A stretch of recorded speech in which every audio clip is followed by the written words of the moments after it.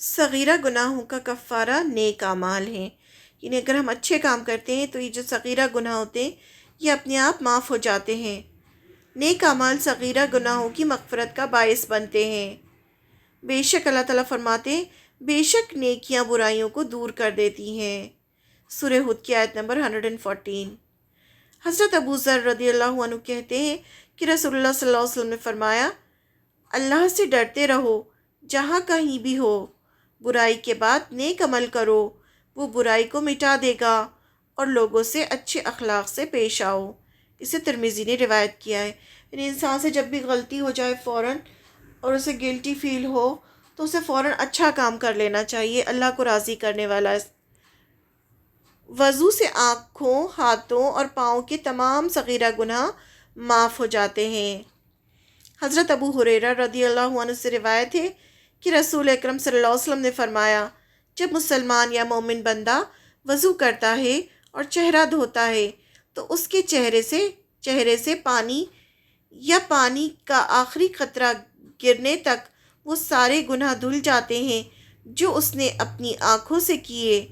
پھر جب ہاتھ دھوتا ہے تو پانی کا آخری قطرہ گرنے تک وہ سارے گناہ دھل جاتے ہیں جو ہاتھ سے کیے ہیں، اور جب پاؤں دھوتا ہے تو پانی کا آخری قطرہ گرنے تک وہ سارے گناہ دھل جاتے ہیں جو اس کے پاؤں نے کیے ہیں، حتیٰ کہ وضو مکمل کرنے تک آدمی سارے گناہوں سے پاک ہو جاتا ہے۔ پاؤں نے کیسے گناہ کیے ہوتے ہیں؟ غلط جگہ پہ پیروں سے چل کر جانا، غلط چیزیں آنکھوں سے دیکھنا، غلط چیزوں کو چھونا، یہ سب جو ہیں گناہ ہوتے ہیں۔ تو یہ سب جو ہے وضو کرنے سے دھل جاتے ہیں۔ اسے مسلم نے روایت کیا ہے۔ صدقہ اور نماز تہجد گناہوں کو مٹاتے ہیں۔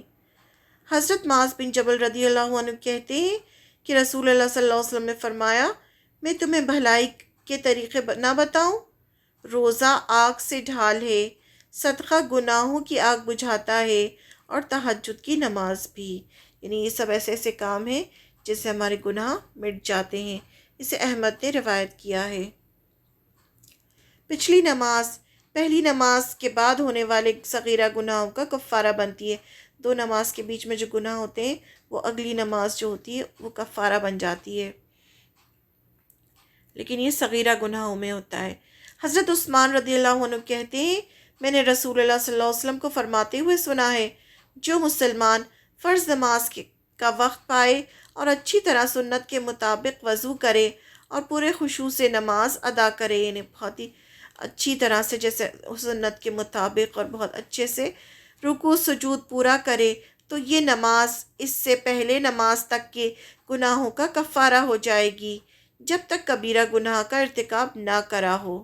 یعنی کبیرہ گناہ جو ہیں وہ اس طرح سے معاف نہیں ہوتے، لیکن صغیرہ گناہ معاف ہو جاتے ہیں، اور ساری زندگی اسی طرح نمازیں کفارہ بنتی رہتی ہیں۔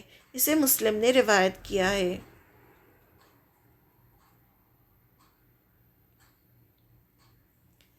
پچھلے جمعہ کی نماز پہلے جمعے کی نماز کے دوران ہونے والے صغیرہ گناہوں کی مغفرت کا باعث بنتی ہے۔ دو جمعے کے بیچ کے جو گناہ ہوتے ہیں وہ ایک جمعے سے دوسرے جمعے کے بیچ میں جو گناہ ہوتے ہیں وہ اگلے جمعے کی نماز پڑھنے سے معاف ہو جاتے ہیں۔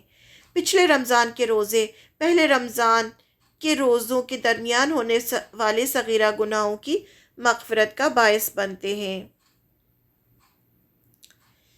If you avoid the major sins which you are forbidden, we will remove from you your lesser sins and admit you to a noble entrance into paradise. سورہ نساء کی آیت نمبر 31۔ فرض نماز کی ادائیگی کے لیے مسجد کی طرف چل کر جانا صغیرہ گناہوں کی بخشش کا باعث بنتا ہے۔ حضرت ابو ہریرہ رضی اللہ عنہ سے روایت ہے کہ نبی اکرم صلی اللہ علیہ وسلم نے فرمایا، نہ چاہنے کے باوجود سردی کی وجہ سے یا بیماری کی وجہ سے اچھی طرح وضو کرنا، مسجد کی طرف قدم اٹھانا اور ایک نماز کے بعد دوسری نماز کا انتظار کرنا گناہوں کا کفارہ بننے والے اعمال ہیں۔ اسے ابن ماجہ نے روایت کیا ہے۔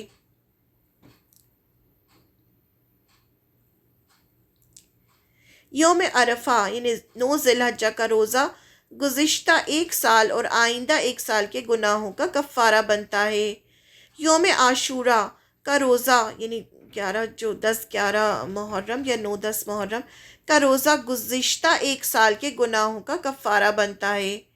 حضرت ابو قتادہ رضی اللہ عنہ کہتے ہیں رسول اللہ صلی اللہ علیہ وسلم نے فرمایا، میں اللہ تعالیٰ سے امید رکھتا ہوں کہ یوم عرفہ کے روزے کے بدلے میں اللہ تعالیٰ گزشتہ 1 سال اور آئندہ 1 سال کے گناہ معاف فرمائیں گے، اور یوم عاشوراء کے روزے کے بدلے میں گزشتہ 1 سال کے گناہ معاف فرمائیں گے۔ اسے مسلم نے روایت کیا ہے۔ لیلۃ القدر میں قیام گزشتہ زندگی کے تمام گناہوں کا کفارہ بنتا ہے۔